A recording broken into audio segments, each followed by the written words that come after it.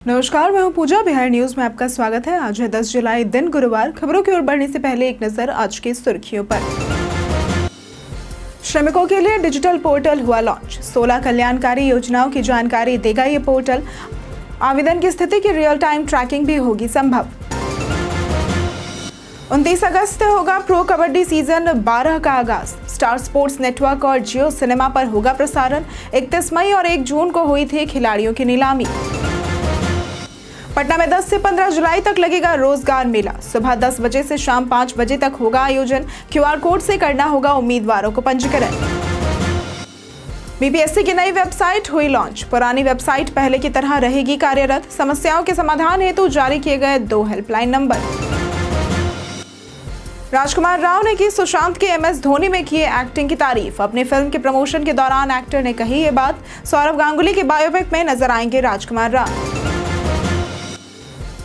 आधार card में सिर्फ एक ही बार बदली जा सकती हैं ये चीजें। जन्म तिथि और जेंडर है इनमें शामिल। मोबाइल नंबर अपडेट करने की नहीं होती है कोई सीमा। भारत और इंग्लैंड के बीच टेस्ट मैच आज से होगा शुरू। एक मैच जीतकर बराबरी पर है दोनों टीम। बुमराह की वापसी से गेंदबाजी होगी मजबूत। चलिए अब बढ़ते हैं अब तक की 25 बड़ी खबरों की ओर विस्तार से।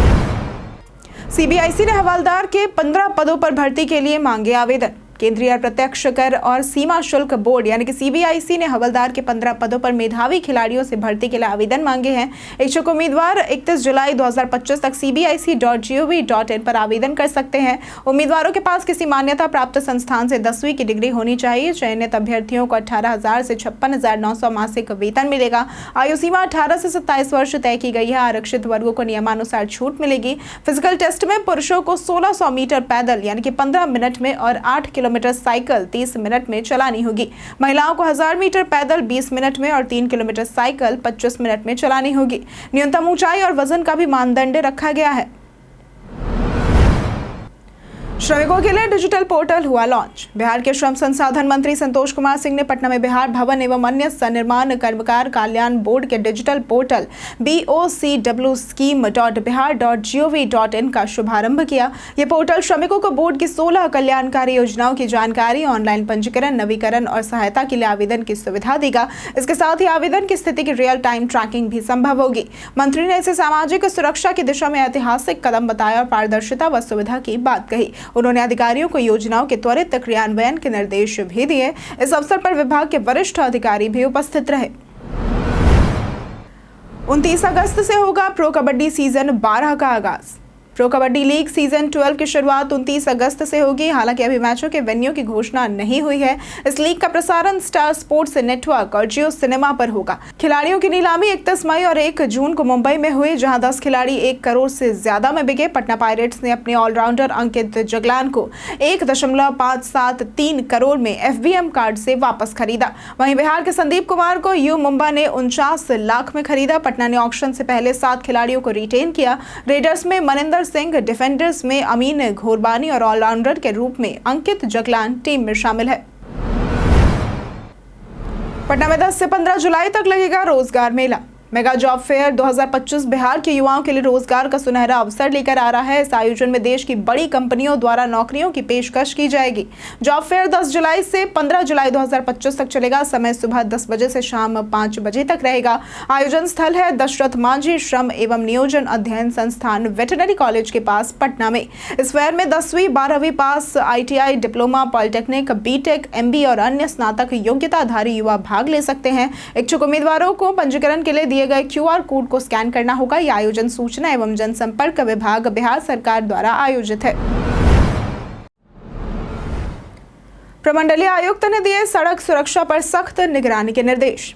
प्रमंडलीय आयुक्त डॉक्टर चंद्रशेखर सिंह ने वीडियो कॉन्फ्रेंसिंग के जरिए आयोजित प्रमंडल स्तरीय बैठक में जिला परिवहन अधिकारियों को सड़क सुरक्षा और राजस्व संग्रहण के मानकों का सख्ती से पालन सुनिश्चित करने का निर्देश दिया। उन्होंने बाल परिवहन समिति की नियमित बैठक और स्कूल वाहनों की जांच पर जोर दिया। ओवरलोडिंग, अतिक्रमण और नियमों के उल्लंघन पर कड़ी कार्रवाई के निर्देश दिए गए हैं। यातायात व्यवस्था को सुगम बनाने हेतु विभागों को समन्वय से कार्य करने, पार्किंग, नो एंट्री, सड़क चौड़ीकरण और हादसों के कारणों की पहचान कर समाधान करने को कहा गया है। इसके साथ ही बच्चों की किताबों में सड़क सुरक्षा विषय अनिवार्य रूप से शामिल करने पर भी बल दिया गया। बीपीएससी की नई वेबसाइट हुई लॉन्च। बीपीएससी यानी कि बिहार लोक सेवा आयोग ने नई वेबसाइट bpscpat.bihar.gov.in लॉन्च की है, जहां सभी भर्तियों, विज्ञप्तियों और परीक्षा तिथियों से संबंधित अपडेट मिलेंगे। पुरानी वेबसाइट bpsc.bihar.gov.in भी पूर्ववत कार्यरत रहेगी। तकनीकी समस्याओं के समाधान हेतु 2 हेल्पलाइन नंबर 8235422867 और 9297739013 जारी किए गए हैं। इसके अलावा बीपीएससी ने अपनी ऑनलाइन वेबसाइट bpsconline.bihar.gov.in पर चैटबॉट सेवा शुरू की है, जो आवेदन प्रक्रिया और दिशा निर्देशों की जानकारी 24/7 प्रदान करती है। इसके साथ ही निम्न वर्गीय लिपिक यानी कि क्लर्क के 26 पदों पर भर्ती प्रक्रिया आज से शुरू हो गई है। इच्छुक उम्मीदवार विस्तृत जानकारी के लिए वेबसाइट पर देख सकते हैं। जाने कब तक बनवा सकते हैं नई गाड़ी का पॉल्यूशन सर्टिफिकेट। नई गाड़ी खरीदने पर लोगों को बीमा, रजिस्ट्रेशन और आरटीओ से जुड़े दस्तावेजों का ध्यान रखना होता है, लेकिन अक्सर पॉल्यूशन सर्टिफिकेट यानी कि पीयूसी को नजरअंदाज कर दिया जाता है। यह सर्टिफिकेट यह सुनिश्चित करता है कि गाड़ी तय मानकों के अनुसार धुआं छोड़ रही है या नहीं। नई गाड़ी के लिए पहले 12 महीनों तक पीयूसी की जरूरत नहीं होती। इसके बाद हर 6 महीने में पॉल्यूशन लेवल जांच कर नया सर्टिफिकेट बनवाना जरूरी होता है। यह सर्टिफिकेट ऑनलाइन पेट्रोल पंप या फिर आरटीओ ऑफिस से बनवाया जा सकता है। बिना पीयूसी के गाड़ी चलाने पर 10,000 तक का जुर्माना और गाड़ी जब्त होने का खतरा रहता है। ये दस्तावेज पर्यावरण सुरक्षा से जुड़ा बेहद अहम प्रमाण है। एनसीईआरटी सर्वे में बच्चों में बढ़ता तनाव बना चिंता का विषय। एनसीईआरटी के हालिया सर्वे रिपोर्ट के अनुसार बढ़ती प्रतिस्पर्धा और पढ़ाई के दबाव के चलते स्कूली बच्चों की सामाजिक और भावनात्मक सेहत पर बुरा असर पड़ रहा है। बिहार के 3री, 6ठी और 9वीं कक्षा के 92,444 बच्चों पर हुए सर्वे में 27% बच्चों ने कहा कि तनाव के कारण किसी से बात करने का मन नहीं करता। 24% ने अतिरिक्त पढ़ाई और एक्टिविटी के बोझ की शिकायत की, तो वहीं 17% बच्चे स्कूल जाना ही नहीं चाहते। एनसीईआरटी ने इसे गंभीर चिंता बताया है और स्कूलों में सामाजिक भावनात्मक शिक्षा शुरू करने की सलाह दी है। रिपोर्ट में भी यह सामने आया है कि 10% छात्र अपनी क्षमता को लेकर आश्वस्त नहीं है और अपने भविष्य को लेकर नकारात्मक सोच रखते हैं। गोपाल खेम का केस में 57 कैमरों ने की शूटर तक पहुंचने में मदद। गोपाल खेम का हत्याकांड की गुत्थी सुलझाने में एसटीएफ और एसआईटी की सीसीटीवी फुटेज और संदिग्ध मोबाइल नंबर से बड़ी सफलता मिली है। 72 घंटे में पुलिस ने शूटर और मास्टरमाइंड दोनों को गिरफ्तार कर लिया है। पुलिस ने 57 से अधिक कैमरों की फुटेज खंगाले और 6 जगह शूटर का हुलिया मिला। Technical surveillance, bank statement, mobile details, जमीन विवाद और पुराने केसों की जांच की गई। पटना, हाजीपुर, सोनपुर, आरा सहित कई जगह दबिश दी गई और 36 से ज्यादा लोगों से पूछताछ हुई। जेल से छूटे आरोपियों से भी सवाल जवाब हुए। शूटर की बाइक और फुटेज के आधार पर पुलिस पटना सिटी पहुंची, जहां उमेश कुमार समेत 3 संदिग्धों पर शक गहराया। आगे और भी गिरफ्तारियां इसमें संभव है। पटना एयरपोर्ट पर बनेगा नया टैक्सी वे। पटना एयरपोर्ट पर उड़ानों की टेक ऑफ और लैंडिंग प्रक्रिया को तेज करने के लिए रनवे के समानांतर पैरेलल टैक्सी वे का निर्माण किया जा रहा है। वर्तमान में रैपिड एग्जिट टैक्सी वे की कमी के कारण विमानों को रनवे पर अतिरिक्त समय बिताना पड़ता है, जिससे 3 से 4 मिनट की देरी होती है। नए टैक्सी वे के चालू होने से लैंडिंग के तुरंत बाद अगली उड़ान टेक ऑफ के लिए तैयार हो सकेगी। इससे प्रति घंटे उड़ानों की क्षमता 12 से बढ़कर 20 हो जाएगी, जिससे एयरलाइंस को उड़ानें बढ़ाने में सहूलियत होगी और यात्रियों को अधिक विकल्प मिलेंगे। टैक्सी वे 20 जुलाई तक तैयार होगा, जिसके बाद डीजीसीए निरीक्षण कर एयरलाइंस को अनुमति देगा। राज्य में बिना सूचना गायब शिक्षकों पर सख्ती।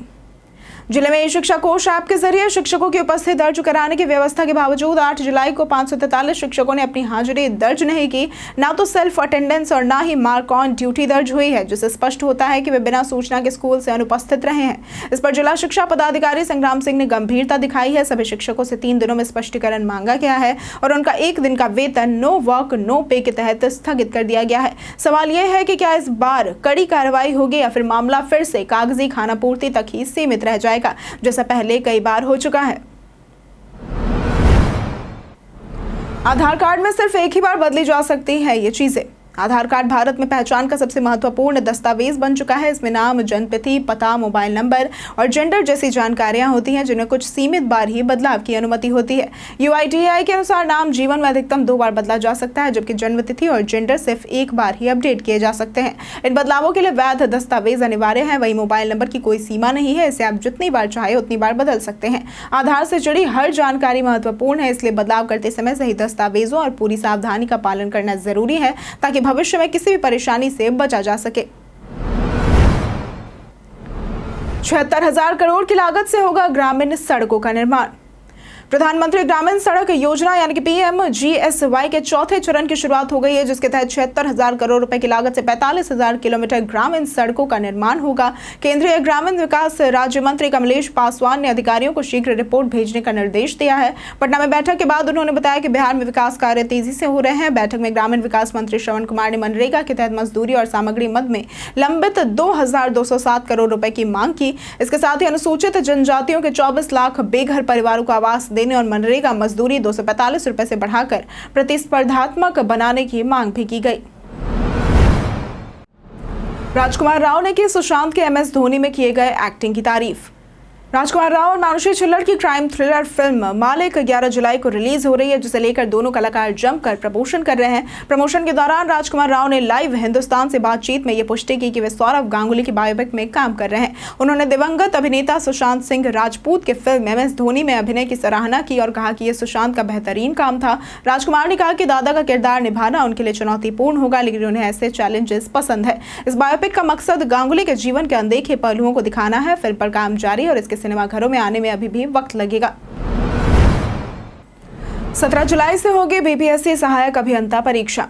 बिहार लोक सेवा आयोग यानी कि BPSC द्वारा सहायक अभियंता, असैनिक, यांत्रिक व विद्युत प्रतियोगिता परीक्षा 17 से 19 जुलाई तक पटना, मुजफ्फरपुर, दरभंगा और भागलपुर में आयोजित की जाएगी। अभ्यर्थी 14 जुलाई से अपना प्रवेश पत्र आयोग की वेबसाइट से यूजर नेम और पासवर्ड के जरिए लॉगिन कर डाउनलोड कर सकेंगे। प्रवेश पत्र में आवंटित जिला और परीक्षा केंद्र कोड दर्ज रहेगा, जिसमें कोड की जानकारी 16 जुलाई से मिलेगी। परीक्षा केंद्र पर प्रवेश पत्र की एक अतिरिक्त प्रति ले जाना अनिवार्य है, जिस पर वीक्षक के सामने हस्ताक्षर कर जमा करना होगा। अभ्यर्थियों को परीक्षा शुरू होने से 2 घंटे पहले यानी कि सुबह 9 बजे तक केंद्र पर पहुंचना अनिवार्य है। डाक से प्रवेश पत्र नहीं भेजा जाएगा।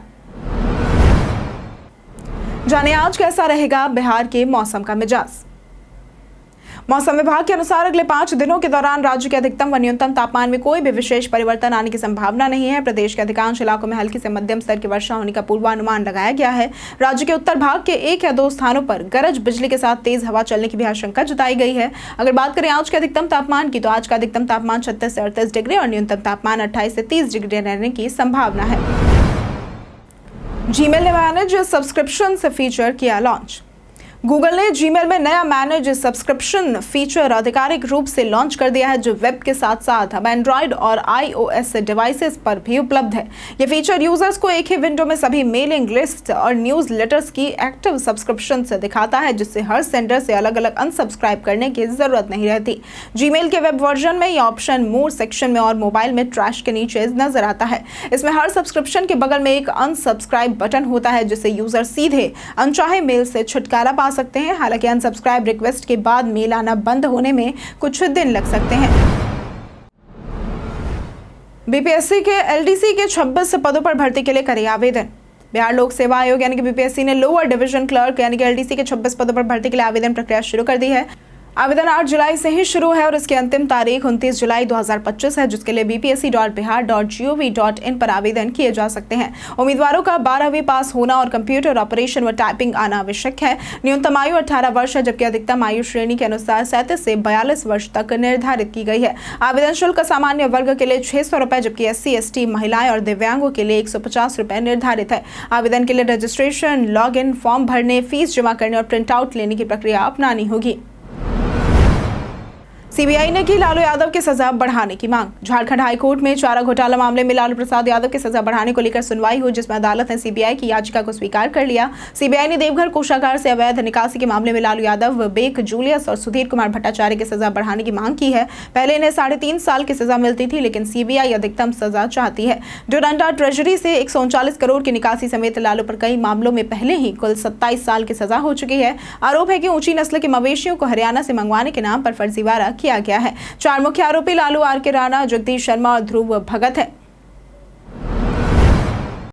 बिहार बंद पर राहुल और तेजस्वी का बयान। बिहार में मतदाता सूची पुनरीक्षण के खिलाफ महागठबंधन द्वारा बुलाए गए बिहार बंद का व्यापक असर नजर आया। पटना सहित कई जिलों में ट्रेनें रोकी गई और सड़कों पर आगजनी की गई। राहुल गांधी और तेजस्वी यादव समेत कई नेता पटना में प्रदर्शन में शामिल हुए। राहुल ने चुनाव आयोग पर भाजपा RSS की तरह काम करने का आरोप लगाया और संविधान की रक्षा की बात कही। उन्होंने बिहार में वोट चोरी की कोशिश का दावा किया। तेजस्वी यादव समेत अन्य नेताओं ने मतदाता पुनरीक्षण को लोकतंत्र के लिए घातक बताया। प्रदर्शन के बाद सुरक्षा कारणों से राहुल गांधी गोपाल खेमका के घर नहीं जा सके और दिल्ली दिल्ली लौट गए। सीपीआई माले ने बंद को ऐतिहासिक बताया। मतदाता सूची विवाद पर मचा सियासी घमासान। बिहार में मतदाता सूची पुनरीक्षण को लेकर विपक्ष के विरोध पर राज्य सरकार ने तीखा पलटवार किया है। मंत्री अशोक चौधरी ने राहुल गांधी और तेजस्वी यादव पर निशाना साधते हुए कहा कि विपक्ष को पारदर्शी व्यवस्था चुभ रही है, क्योंकि पहले वे फर्जीवाड़े करते थे। उन्होंने मतदाता सूची से नाम हटाने के आरोप को खारिज किया और कहा कि केवल अपात्र लोगों के नाम हटाए जा रहे हैं। वहीं उपेंद्र कुशवाहा ने महागठबंधन के बंद को विफल बताया और राजद पर अराजकता फैलाने का आरोप लगाया। उन्होंने कहा कि जनता ने इस अवसरवादी गठबंधन को नकार दिया है और पुलिस ने हालात पर नियंत्रण रखा है। कुल मिलाकर सत्ता पक्ष पारदर्शिता की बात कर रहा है, जबकि विपक्ष पक्षपात का आरोप लगा रहा है। तो वहीं सम्राट चौधरी ने राहुल गांधी के दौरे पर सवाल उठाते हुए कहा कि राहुल गांधी पिकनिक मनाने आए थे, बिहार की समस्या से उनका कोई लेना देना नहीं है, उन्हें बिहार के विकास से कोई मतलब नहीं है। जदयू छोड़ आरजेडी में शामिल हुए कौशल यादव। बिहार के नवादा में राष्ट्रीय जनता दल यानी कि आरजेडी ने एक मिलन समारोह का आयोजन किया, जिसमें जदयू छोड़कर कई नेता आरजेडी में शामिल हुए। प्रमुख रूप से नवादा के पूर्व विधायक कौशल यादव, पूर्णिमा यादव और पूर्व एमएलसी सलमान राघव मुन्ना ने पार्टी की सदस्यता ली। मुस्लिम समुदाय के प्रभावशाली नेता माने जाने वाले सलमान राघव की मौजूदगी से कार्यक्रम को विशेष राजनीतिक महत्व मिला। इस समारोह में तेजस्वी यादव भी दोपहर तक शामिल हुए। मैदान में बड़ी संख्या में लोगों की भीड़ उमड़ी। आयोजकों का दावा था कि इस मौके पर हजारों कार्यकर्ता आरजेडी की सदस्यता लेंगे, जिससे पार्टी को क्षेत्र में नई मजबूती मिलने की उम्मीद है। भारत और इंग्लैंड के बीच आज से शुरू होगा तीसरा टेस्ट मैच। भारत और इंग्लैंड के बीच तीसरा टेस्ट गुरुवार से यानी कि आज लॉर्ड्स में शुरू होगा। दोनों टीमें एक एक मैच जीतकर श्रृंखला में बराबरी पर है। भारत ने अब तक बेहतरीन प्रदर्शन किया और बुमराह की वापसी से गेंदबाजी और मजबूत होगी। आकाशदीप और सिराज का प्रदर्शन भी शानदार रहा है। बल्लेबाजी में भारत मजबूत दिख रहा है। केवल करुण नायर की फॉर्म चिंता का विषय है। लॉर्ड्स की पिच सीम मूवमेंट और ढलान की चुनौती पेश करेगी। इंग्लैंड की सपाट पिच रणनीति उल्टी पड़ी है और आर्चर की वापसी से उनका गेंदबाजी आक्रमण मजबूत हुआ है। इंग्लैंड का टॉप ऑर्डर संघर्ष कर रहा है और स्टोक्स से बड़ी पारी की उम्मीद है। मैच दोपहर 3:30 बजे से शुरू होगा। कई कारणों से दर्ज है भारत के इतिहास में आज की तारीख। आज के दिन 2008 में भारतीय मूल के ब्रिटिश लेखक सलमान रुश्दी को बेस्ट ऑफ बुकर पुरस्कार प्रदान किया गया। आज के दिन 1949 में सुनील गावस्कर, जो कि भारतीय क्रिकेटर है, इनका जन्म हुआ था। आज के दिन 1942 में सैयद अली का जन्म हुआ था, जो कि भारत के पूर्व हॉकी खिलाड़ी थे। आज के दिन 1910 में कर्नल धर्मवीर, भारतीय सेना के जाबाज सैनिकों में से एक थे, इनका जन्म हुआ था। आज के दिन 1971 में भिखारी ठाकुर का जन्म हुआ था, जो कि भोजपुरी के समर्थ लोक कलाकार हैं। आज के दिन 1927 में सरगंगा राम, जो कि प्रसिद्ध इंजीनियर, समाजसेवी और भारत में हरित क्रांति के नायक थे, इनका जन्म हुआ था। आधार के बिना अब नहीं मिलेगा दिव्यांग योजना का लाभ। केंद्र सरकार ने दिव्यांगजनों के लिए चलाई जा रही कौशल विकास योजना की स्किल डेवलपमेंट स्कीम का लाभ उठाने के लिए अब आधार कार्ड को अनिवार्य कर दिया है। जिनके पास आधार नहीं है, उन्हें आवेदन की रसीद या वैकल्पिक दस्तावेज जैसे जन्म प्रमाण पत्र या स्कूल रिकॉर्ड देना होगा। हालांकि सामाजिक न्याय एवं अधिकारिता मंत्रालय ने स्पष्ट किया है कि आधार न होने या प्रमाणीकरण में विफलता के कारण कोई भी पात्र बच्चा योजना के लाभ से वंचित नहीं रहेगा। इस योजना के तहत परिवहन भत्ता, भोजन, आवास आदि के लिए आधार प्रमाणीकरण जरूरी है। ये योजना 2015 में शुरू हुई थी और सिपड़ा योजना का हिस्सा है। मंत्रालय ने आधार नामांकन केंद्र स्थापित करने के निर्देश भी दिए हैं।